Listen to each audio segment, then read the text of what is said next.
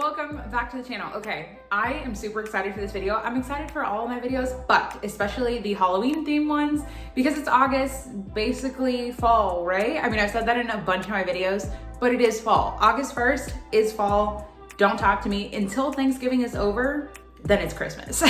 But shout out to my best friend for getting me this.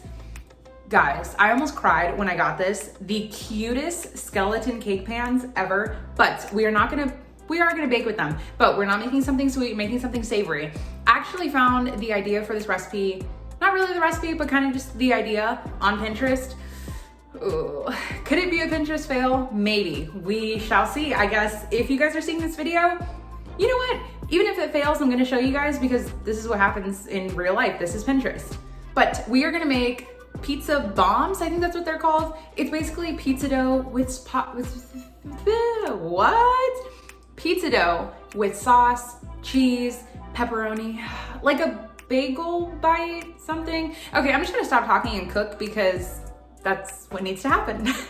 Also, before I start cooking, make sure to give this video a thumbs up and press that subscribe button. I see you, subscribe, thumbs up.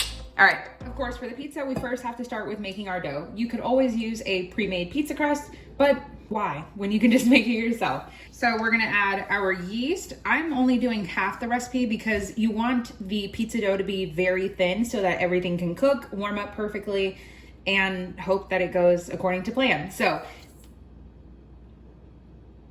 what was I gonna say? I just said so and then I just stopped.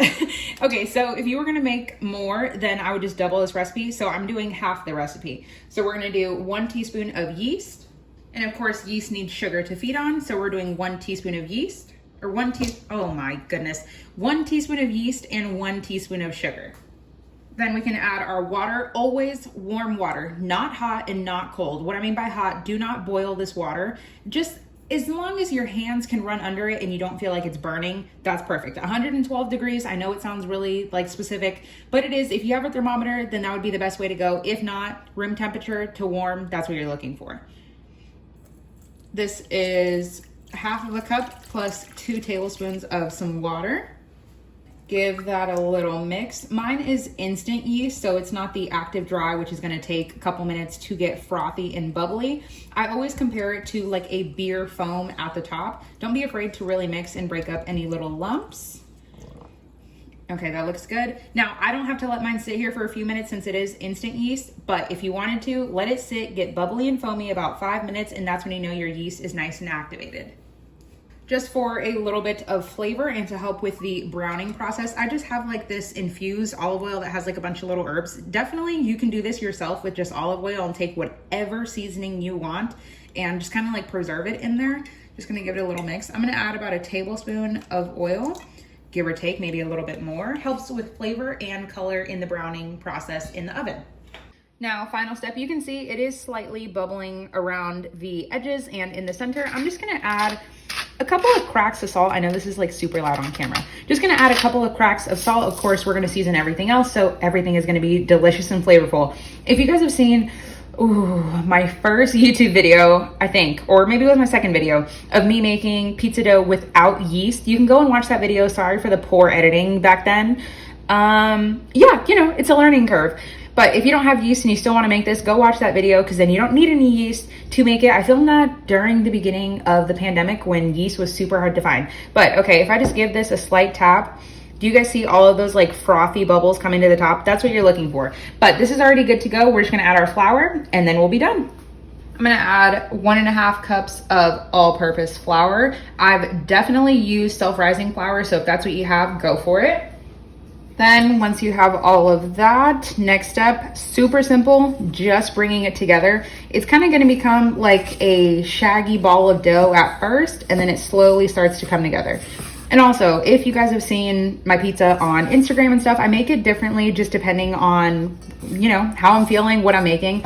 All of my recipes are always different. Even my pasta sauce that I'm going to make, if you guys have found me from my Rayo's pasta sauce video, you can definitely make that one or use a jar of pre-made sauce. Realistically, you could use everything pre-made and like already pre-grated shredded cheese and make it even easier on yourself. But Amber just always has to make everything super difficult on herself. So just bringing everything together. If you wanted to roll it out on your counter, you could, but not incredibly necessary. So we're just gonna fold this together, maybe add a touch more oil to the sides of the bowl so nothing sticks while it rises. Then we're going to cover it with a kitchen towel. Let me just break in my hands here so it can easily come together on camera. I'm gonna try not to edit this out so that you guys can actually see how quickly it comes together. Just folding, sometimes you have to kind of roll it to get all of the pieces to stick together. Okay, there we go. This looks pretty good. It will pick up the, yeah, if you just do that, it picks up all the little pieces. I'm just gonna lightly drizzle some oil around the sides of the bowl and on the top to make sure nothing gets dry. Cover it with a kitchen towel and let it rise in a warm place or just on your counter for 1 hour. Okay, in my Heart Dutch oven, shout out to my mom for getting me this, I'm gonna add a tablespoon of some olive oil. I definitely could have used the same one that I used in the pizza dough. I just realized that, and I forgot. Then we are going to add some of my pre-chopped onion. Like I said, I pre-chop them myself. I do not buy them that way, so don't feel like I'm wasting money. Then we can just give it a stir, and we're just gonna wait, like always, for them to sweat out. This is like one small onion. So it should take about maybe 6-7 minutes, and then we'll come back. Once your onions have nicely cooked out, got a good little amount of caramelization, a good little amount, then we're just gonna add some salt, always personal preference taste. Then at this point, we're gonna toast our spices. So I'm gonna add a little bit of black pepper. I definitely need to refill mine. It's like most definitely empty. Then I have about a tablespoon of some homemade Italian seasoning, rosemary, thyme, basil, parsley, oregano. I like to also add about a teaspoon of some garlic powder and a teaspoon of onion powder. And for the tiniest bit of heat, about 1/4 teaspoon to a 1/2 teaspoon of some red pepper flakes.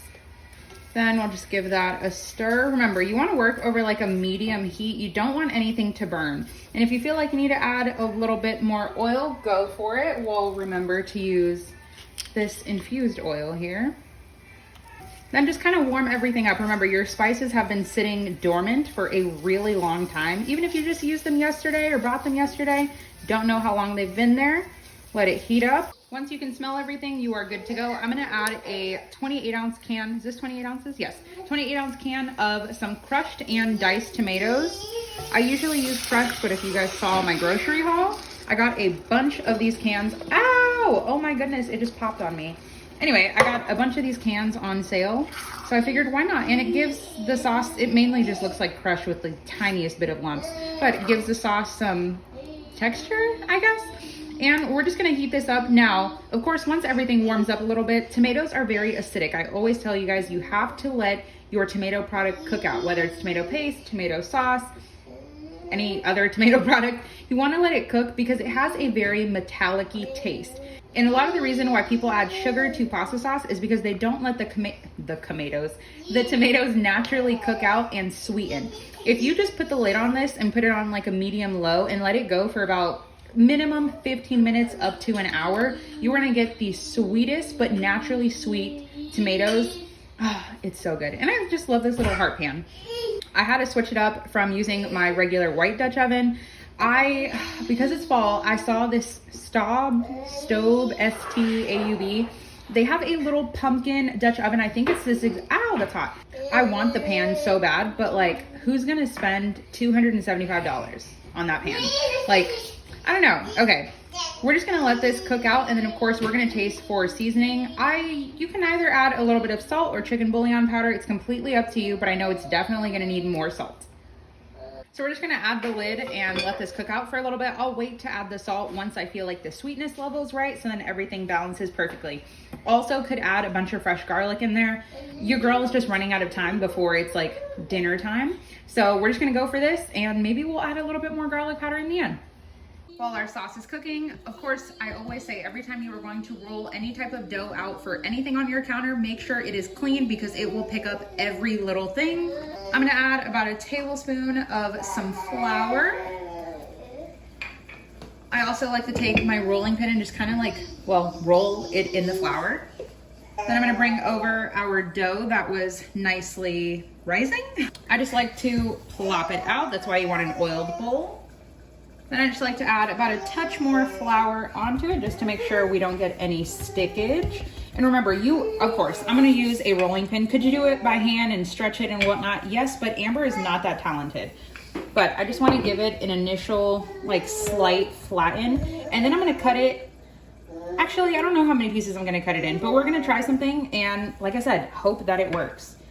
Okay, let's try to do 4, actually. So I'm gonna roll it out. I hope you guys know this is like real life right here. You got Roman in the background going crazy with Sesame Street and Mom trying to make dinner. Okay, that looks pretty good. One more the other way. Okay, and then I have my bench scraper. I was gonna grab a knife, but I can just hear my grandma now. Amber, don't cut on the counters. I used to get in trouble for that all the time when I was little. Okay, that looks pretty good. Remember, you do want this to be as thin as possible. Some of these are probably gonna be thick, but it's okay. Hopefully they get crispy in the oven. Don't count me on that. Okay, so now I'm just gonna take these and just kind of lay them onto the side while we work on one at a time. Yeah, I definitely actually feel like I could have cut this a little bit. Am I even in frame? Could I have cut it smaller? I don't know. Okay. Just pretend that it's like a perfect circle, even though it's like a awkward triangle shape. But then we have to oil our pan. This is nonstick, but of course you don't get any crispness without the oil. Just gonna take a little bit of spray oil. Oh, totally missed that one. What? Why aren't you spraying? Oh goodness. Okay, just pretend that it's sprayed. I'm gonna spray all 6 just in case I end up using all of them. So then, what I've seen, oh, I really hope this works. If not, they're gonna be somewhat skull shaped, I hope. Okay, I'm gonna press down.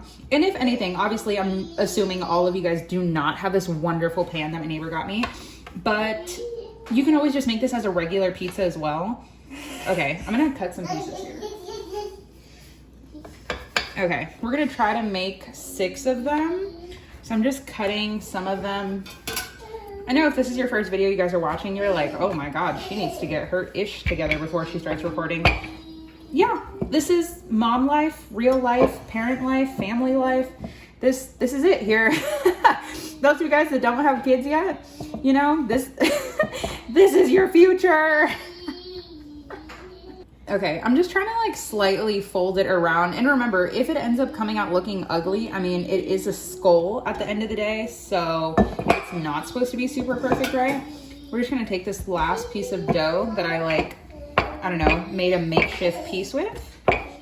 Okay, you guys can clearly see all of these are so different. This is, I hope, not a Pinterest fail. It is gonna taste good, I hope, you know? Okay, so I just kind of have like divots basically. Should I bake this by itself? Yes, but is it gonna work if I end up doing it the other way? I have no idea, guys. Okay, so we're just gonna take a little bit of our pasta sauce. I like a lot of it, and if anything, it's just gonna end up being like, what do you call those things? Like a big pizza bomb, cannoli? No, not cannoli. What are those things called? That are like calzone. That's the word I'm looking for. Yep, Roman is just chilling here. Okay, we're just gonna add all of this sauce and then hope for the best. Roman is playing with our light, so our light might go out. Okay, then once you have them filled with sauce, we can add our pepperoni. Okay, I also probably could have chopped this up, but we're just gonna go with 2 pepperoni. These ones are the ones from Aldi. Kind of disappointed because they are not great. Then I have some freshly, doesn't it just look like snow? Freshly grated Parmesan. And I'm gonna put a ton in there. And it even looks like more because of the little microplane zester that I used. And I mean, it is a lot of cheese, but it's kind of what gives you that pizza vibe, you know? And Amber didn't think that through because now she doesn't have enough for the next. Okay, then we're supposed to like fold this over. Okay, this one worked out well, but because I had extra dough. Oh, okay, I'm just gonna press it. Still hoping for the best. These other ones, I don't know about them. Okay, folding, praying. Guys, what am I gonna do for these ones? Oh my goodness, okay. Oh, I don't know. Yep, I don't know about this. Okay, Yeah, these are gonna be the only ones that end up working out. But, yep, 3 out of 3. I mean, okay, we're just gonna bake them and we're gonna go for it. Let's hope. Another thing about Pinterest, it doesn't tell you how long to bake this for. So I'm gonna put this in the oven for 15 minutes. Let's hope, at 400. Okay, they're out of the oven. They baked for 22 minutes just because I wanted to try to get them as crispy as possible. Could I have turned it up higher? Yes, but have I also baked with this pan at such a high temperature? No. So, the moment of truth. Also, shout out to my grandma Darcel. I know you guys can't really see, but my oven mitt, thank you, love it.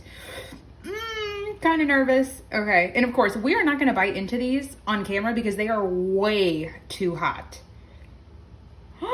Okay, hold on. Before pasta sauce starts dripping on me, that is incredibly hot.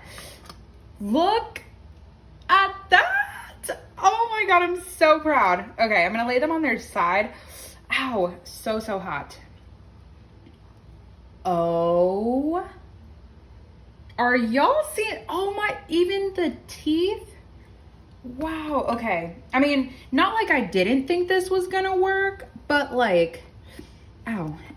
Okay, the whole process was a mess. These ones are gonna be hard to eat, or not hard to eat. They're just gonna be hard to like show you guys. Look, he got shot in the head. Oh my God. Ah! Okay, I know nobody else is as obsessed with Halloween as I am, but like, and you get a nice little cheesy crunch. Okay, these ones, still hot. Oh, okay, they're dripping. But do you see that? No, you don't. Look at the definition. Okay, these are perfect. Okay, this was actually not a fail. Now, trying to assemble them, that was hard. But look, oh my goodness. Okay, I'm obsessed. Happy early Halloween, guys. Okay, I figured let me just grab one of the ones that is a little bit harder to eat. Look. Okay, that is obviously super hot. You can see all of that steam coming off. The most perfect cheesy pizza dough. Ow, that is so hot. A perfect bite of pizza.